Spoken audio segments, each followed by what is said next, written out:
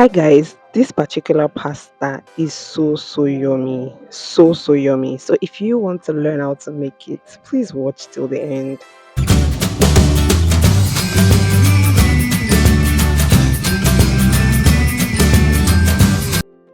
Hi guys, welcome back to my channel. So for this recipe, we're going to marinate this minced beef with garlic and some onions as well.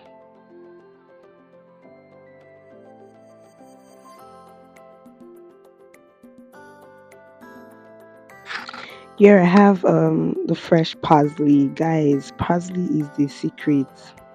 Then I'm going in with some scotch bonnet. I'm going to be using half of this because my baby is going to have to eat out of this, and I don't want it to be too hot for him. I'm also going to use half of this chili pepper as well. It's really not necessary, you can do away with it. So yeah, I've already added the beef seasoning, and yes, black pepper, it is a universal spice. You don't want to do away with that, it's very important. I'm going in with some salt. Please guys, be careful with how you add salt to your meals. So you don't need so many already, you don't need so much of this already because you have the seasoning. So I'm going to add a little bit of vegetable oil. Please, just a little bit is fine. And yes, please take note that we're going to be mashing this together. I like to do it with my bare hands, so if you are like me, you're going to have to wash your hands carefully, please guys. We don't want germs to spread. Okay, so we're going to combine all of the ingredients together.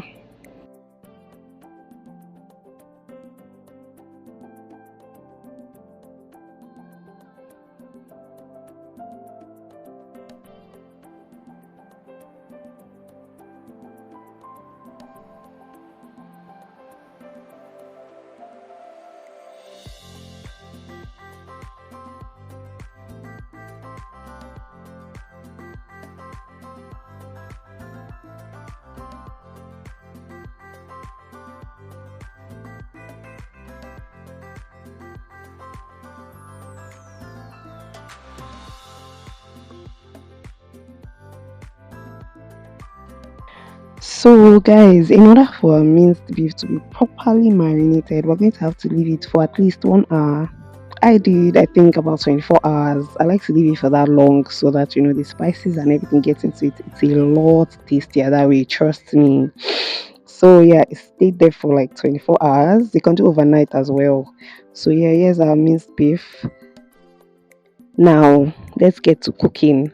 So yeah, you don't need a lot of groundnut oil, oh, please, oh, just very little is fine. And you saute the garlic and the onions, as you can see, and make sure you see you're going to be doing a lot of stirring, stir.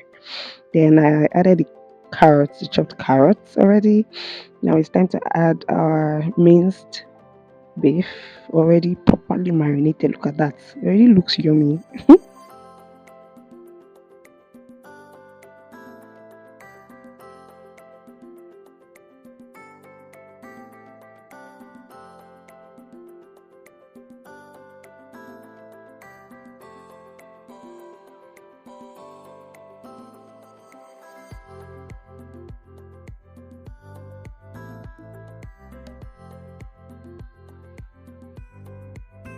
Please stir till it is even. Stir, just keep stirring because we don't want it to burn. For this recipe, there's going to be a lot of stirring, like I mentioned earlier. So, what I'm trying to do here is I'm trying to make it everything even. So, one part is not cooked and the other part is, cooked.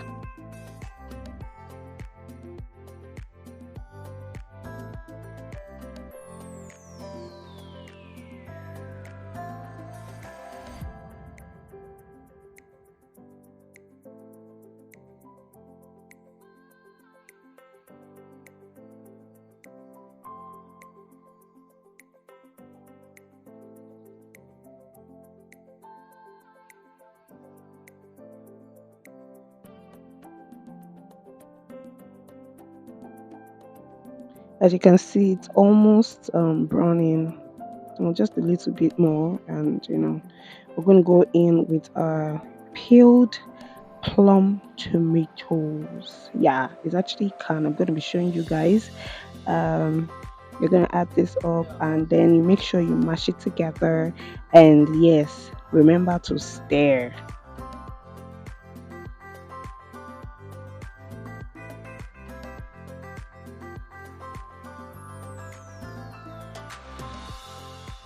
I'm adding 2 sachets of tomato paste.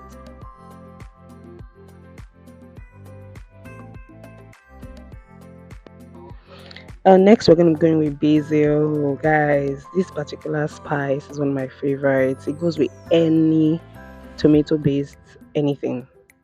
Okay, so you can get the big leaves one too. It's fine. After adding that, I'm going in with crushed chilies. Fantastic, absolutely. It's not so spicy, but it's lovely as well. And afterwards, we're just going to, right? You know what we're doing next? We're stirring. I'm emphasizing on this stirring thing because your sauce must not burn. So we're just going to keep stirring.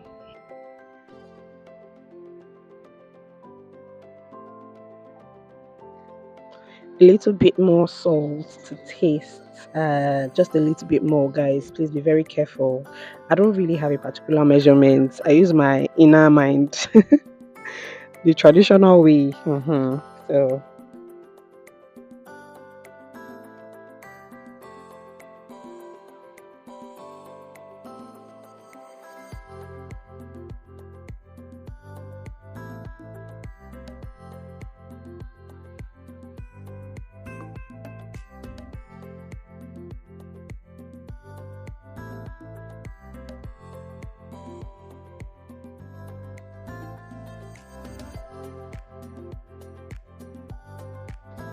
I don't know if everyone does this, but I do. What I do is I add water to anything can I open because I cannot waste.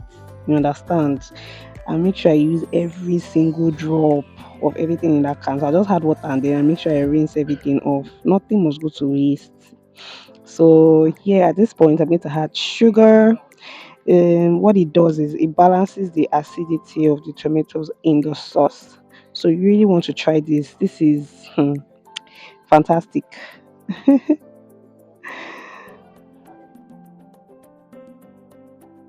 At this point, this is where you add red wine, but I'm not going to be doing that. But you should try it. If you have just a bottle of red wine that you have at home, just add a little bit of it. I mean, gives it it takes it to a whole different level. So I'm adding more garlic, because at some point garlic might lose its flavor. I like a lot of garlic actually. I love it. So I had it later while I'm preparing food, apart from the beginning part of it. So it just maintains the flavor. Yeah, so this is more parsley as well because I want the flavor to last to the very end. Guys, I cannot even describe the type of aroma that is circulating in this household, in this apartment right now. I cannot. If I could describe how aroma works, I would have. So while our sauce is still cooking on low heat, we're going to parboil the spaghetti. Now, don't forget, don't, no matter what you do, don't break your pasta. Don't do that. Do not do that. It is criminal to do that. So yeah, make sure you stir it so it doesn't stick together. Now, if you want a really wet pasta, guys, when you parboil your pasta, leave about a cup of the water that you drain out of the pasta so you can add it to the pasta when you add the sauce in. So, what I'm doing is I'm adding my beef sauce in my already parboiled pasta and I'm going to stir.